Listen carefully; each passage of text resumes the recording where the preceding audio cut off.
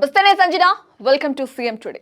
వర్షం పడితే అందరూ తడవాలి కదా, కానీ కొందరు తడవడం లేదు. అఫ్ కోర్స్ గొడుగు పట్టుకుంటే తడవరు, కానీ ఆ గొడుగు ఇచ్చింది ఎవరనేదే ఇక్కడ ఇంట్రెస్టింగ్ మ్యాటర్.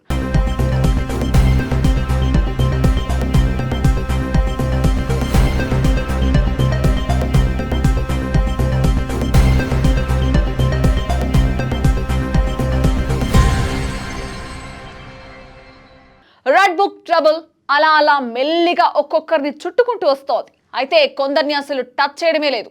ఈ మతలబే అసలు ఎవరికి అర్థం కావడం లేదు. రోజా పేరులో పువ్వు, మాట మాత్రం ముళ్ళు. అంత ఘాటుగా సూటిగా ఇచ్చి పడేస్తుందంతే. కెమెరా ముందుకొచ్చిందంటే అలవోకగా గుక్క తిప్పుకోకుండా విమర్శల వర్షం కురిపిచ్చేస్తూ ఉంటుంది. అసలు ఆ మాటలు వింటే ఆ ప్రత్యర్థికి దేవుడా కాపాడు అనుకోవాల్సిందే, అలా ఉంటుంది వ్యవహారం. అయితే మేడం మంత్రిగా ఉన్నప్పుడు కానీ లేనప్పుడు కానీ వైసీపీ తరపున పవన్ కళ్యాణ్, లోకేష్ ని, చంద్రబాబుని ఎవరిని వదిలిపెట్టలేదు. తన మాటల తూటాలతో చీల్చి చెండాడేసింది. కొన్నిసార్లు శృతి మించి హద్దు కూడా దాటేసింది. అయినా ఇప్పటి వరకు రెడ్ బుక్ మేడం గురించి చెప్పట్లేదు. పైగా మంత్రిగా ఉన్నప్పుడు కొన్ని స్కాములు జరిగాయని ఆరోపణలు వచ్చాయి.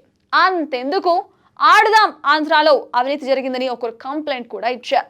సిఐడి విచారణ ఇంకా ఫైళ్లు కదలలేదు. ఏకంగా టీడీపీ నేత పంచమర్తి అనురాధ సైతం రోజా కొన్ని భూములను ఆక్రమించిందని, తాడేపల్లి దగ్గరలోనే కొన్ని వ్యవహారాలు ఉన్నాయని ప్రెస్ మీట్ లోనే చెప్పారు. మరి వాటి గతి ఏమైందో కూడా తెలియదు. వైసీపీ నేతలంతా కేసులు, అరెస్టుల భయంతో వణుకుతుంటే మేడం మాత్రం నగరి సీటు ఇంకొకరికిస్తే కుదరదని జగనన్నకు అడ్డం తిరగడమే కాక లేటెస్ట్ గా బుల్లితెర బిజినెస్ లోకి మళ్ళీ ఎంటర్ అవుతోంది. ఇక అసెంబ్లీలో ఆడుదాం ఆంధ్రపై మాజీ మంత్రి భూమా అఖిలప్రియ, ఎమ్మెల్యే ఆదిరెడ్డి వాసు, పరో ఎమ్మెల్యే గౌతు శిరీషన్ల ఆరోపణలు చేస్తే మంత్రి రాంప్రసాద్ రెడ్డి 45 రోజుల్లో నివేదిక ఇస్తానని ప్రకటించారు. ఇక్కడే తిరకాసుంది. అధికారంలోకి వచ్చి ఏడాది అయిపోతుంది.